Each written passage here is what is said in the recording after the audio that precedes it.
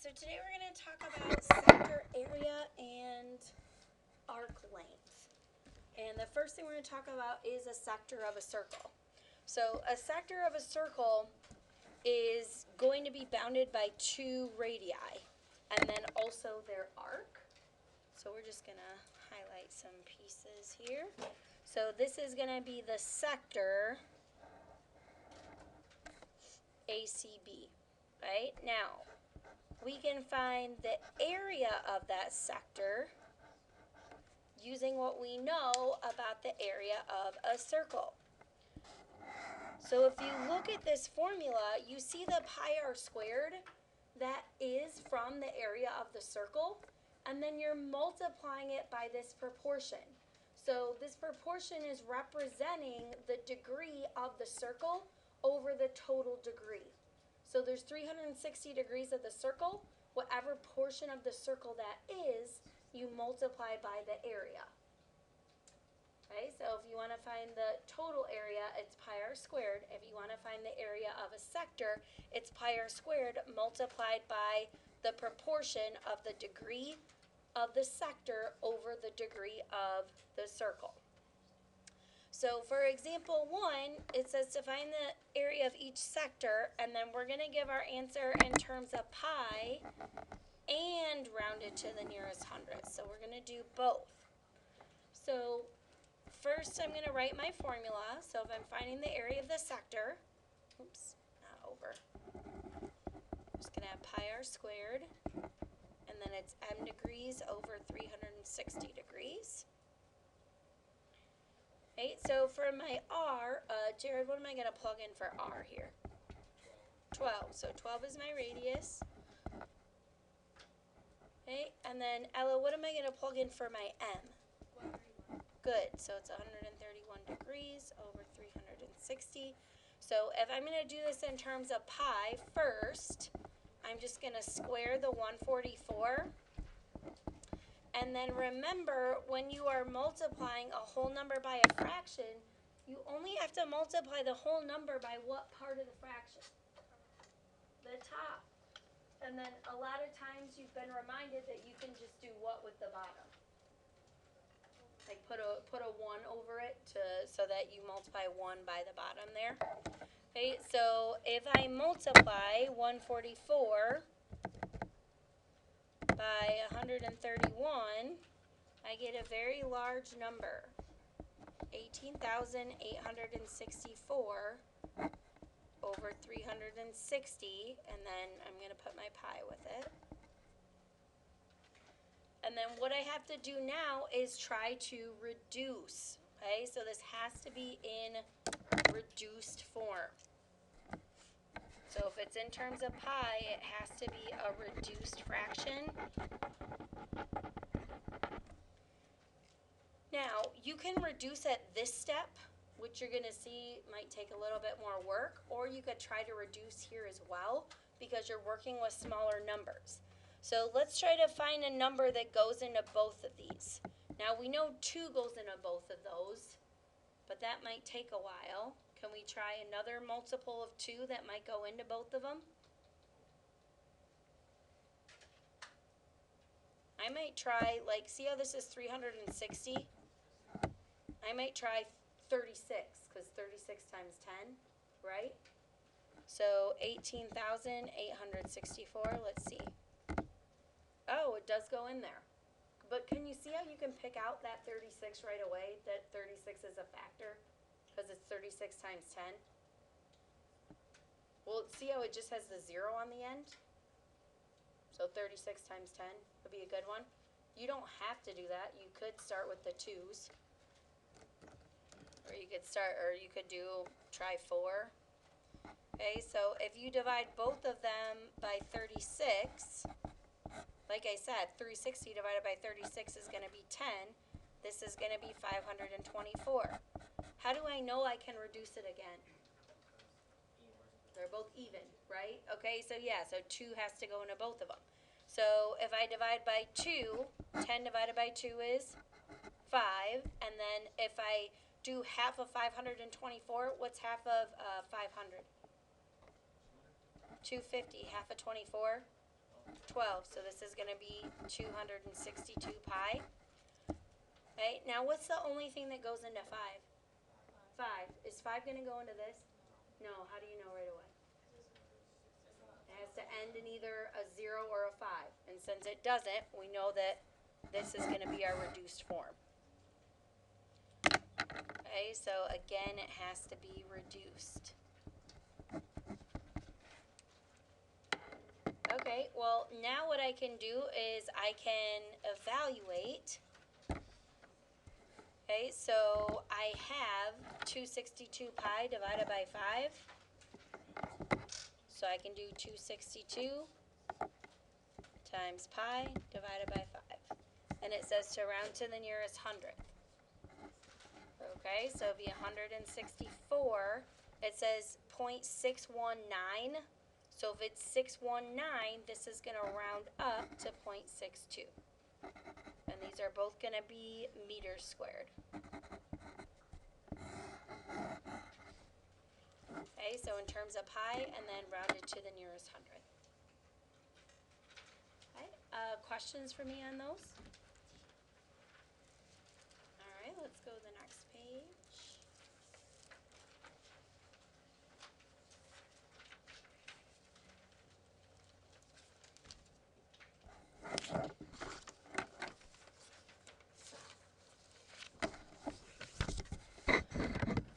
Okay, so the next thing we're going to look at is the area of a segment. Okay, so if you're trying to find the area of just a segment, so not a sector, but a segment, what you can do is you can take the area of the sector and subtract the angle, the area of the triangle. So notice if you were to subtract the area of this triangle, the only thing that you'd be left with would be this segment here, which is exactly what we're trying to find. Okay, so that's why we're subtracting that triangle. So for example 3, it says find the area of the segment LNM to the nearest hundredth. Okay, so the LMN, you can't see this too well, but this is shaded in, and we can just shade it in a little bit more. This is what we're trying to find. Okay, so the first thing that we want to do is find the area of this whole segment. So it's basically like a piece of pizza, right? This one's a really funkily shaped one, but your sector is the piece of pizza, and this is your crust. So basically, you want to subtract to find out what the area of your crust is, okay? Or pie. Do you guys like pie better than pizza?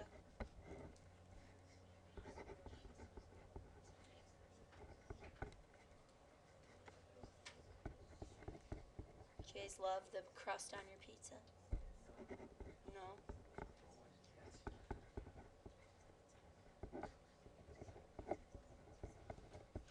Okay, so I'm going to find the area of the sector.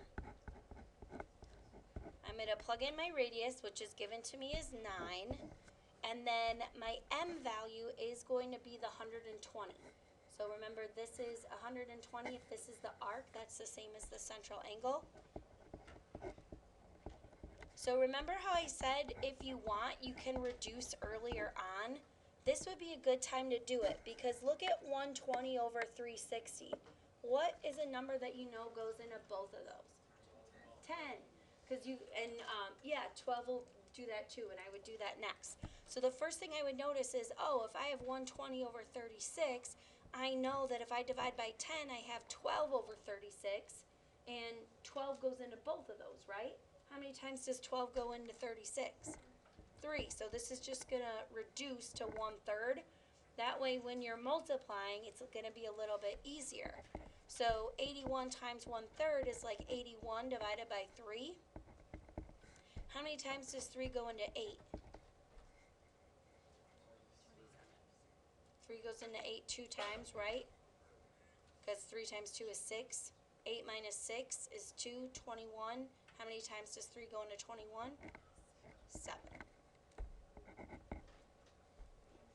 Okay, so this is the area of your sector. Now what we have to do is find the area of the triangle.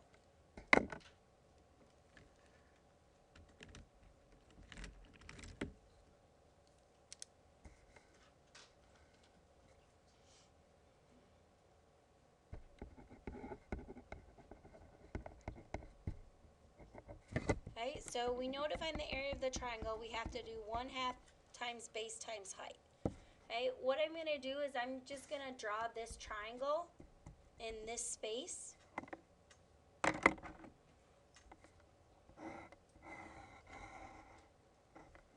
Okay, so if I draw this triangle, remember that this is 120 degrees. Okay, this angle here, the central angle. So I know that this is 120 degrees. What do I know each segment, each leg here is? They're congruent, right? So they're both going to be 9 centimeters.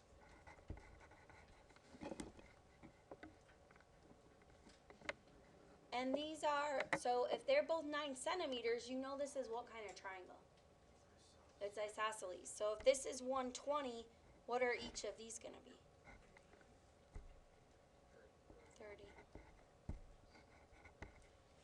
Okay, so then what you can do is you can draw your bisector, right? So here's my height. Okay, and then I have half of my base. And then you can decide how you want to do this. So you can either use SOHCAHTOA, or what else could you use? You can't use the Pythagorean theorem. Let's figure out why. So if I draw this half of the triangle, right, this is H, this is 9. Do I know what this is? No, I just know that it's half of my base, right? It's half of my total base. So I can't use the Pythagorean theorem because I have 2 unknown sides. But I know this is 30 and half of 120 is 60. So what kind of triangle is this? It's a 30, 60, 90. And so you could use your 30, 60, 90 rules, and that would be fine too. So, like I said, you can either use your SOHCAHTOA or you can use your 30, 60, 90 rules. What do you guys think? SOHCAHTOA? Okay. So, if I am trying to find H, right, you can decide which one of these you want to use. You want to use the 60 degrees or the 30 degrees? The 60? Okay, so if this is 60 degrees, the height is the adjacent side. 9 is the hypotenuse. So we have to use what function? Which one is A over H? Cosine, yep. So the cosine of 60 degrees is going to equal adjacent over hypotenuse. So if I multiply both sides by 9, the height is going to be 9 times the cosine of 60 degrees. Okay, and what is the cosine of 60 degrees? It's 1/2, right? So if you do 9 times the cosine of 60, you're going to get 4.5 because it cuts it in half. So it is 4.5 exactly. Okay, and then the next thing I need to do is figure out what the base is. Okay, and when you're figuring out what the base is, remember, this is only going to be half of it. So again, if I use the 60 degrees, this is going to be the opposite. And so now I can set up that the sine of 60 degrees is going to equal the opposite, so half of B over the hypotenuse, which is 9. Okay, so half of the base is going to be 9 times 60 degrees. And then what am I going to do to get the base by itself? I'm going to multiply by 2. So 9 times 2 is, yep, so it's 18 sine of 60 degrees. Now, is that something that works out exactly? Okay, so then when we plug this in to find the area, we're going to use that whole thing. So this is your base. Okay, so the area equals 1/2 times your base, which is 18 sine of 60 degrees, times 4.5. Okay, and then we're going to go ahead and we're going to round up.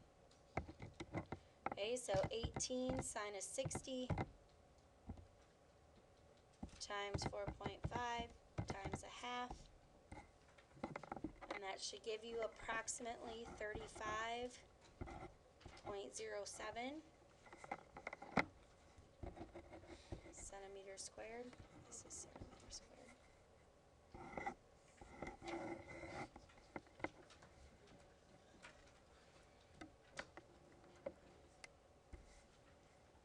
Okay, so then for your final step is where you're going to subtract. So the area of the segment is equal to the area of the sector minus the area of the triangle.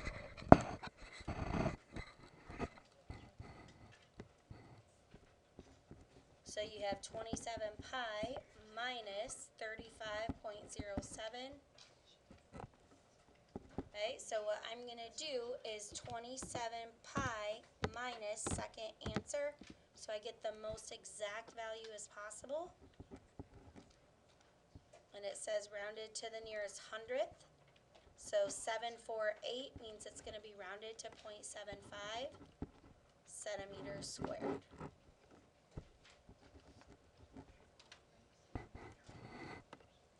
Okay, I do want to show you real quick too how you could use your 30, 60, 90 rules, because you might like those better.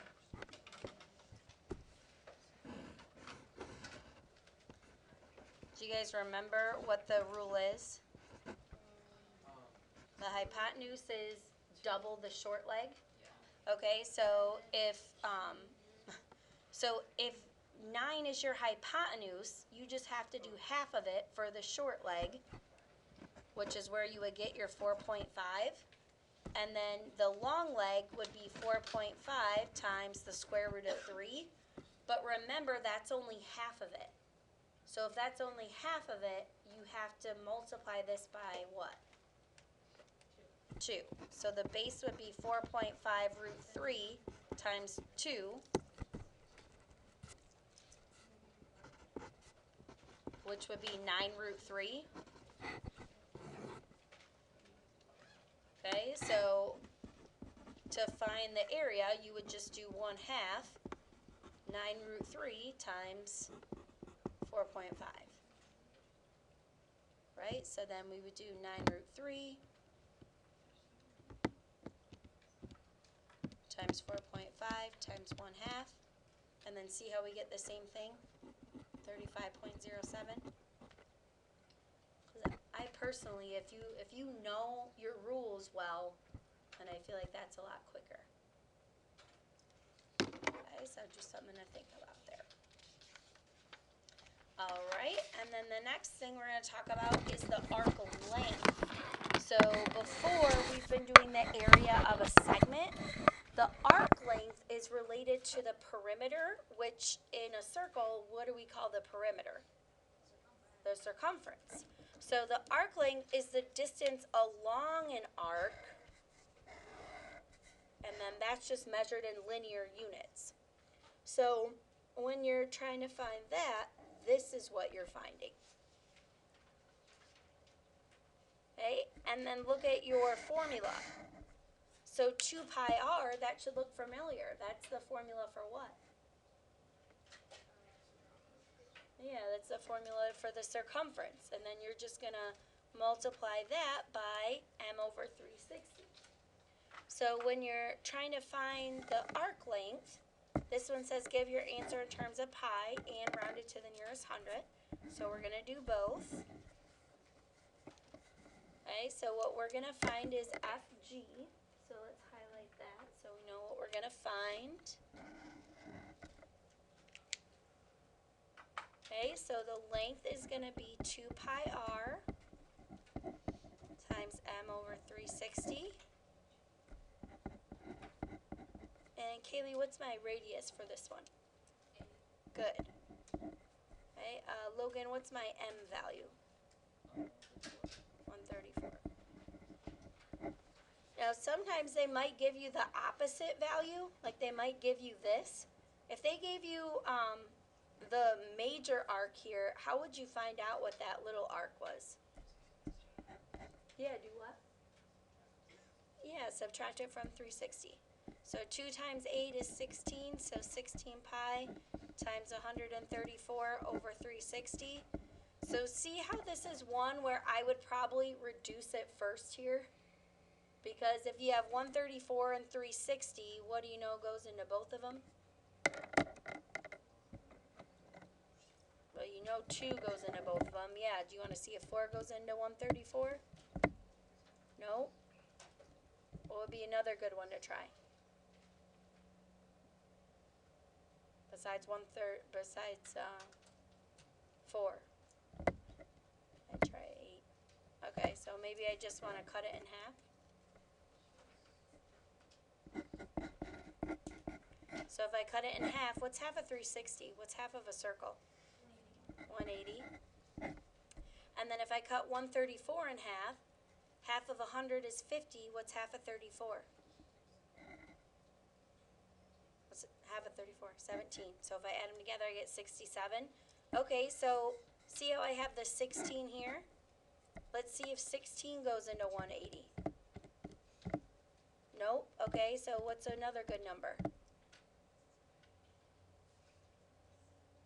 I would try 8 again. Well, because you know that 16 is 2, 4, 8, 16, right? So 180 divided by 4.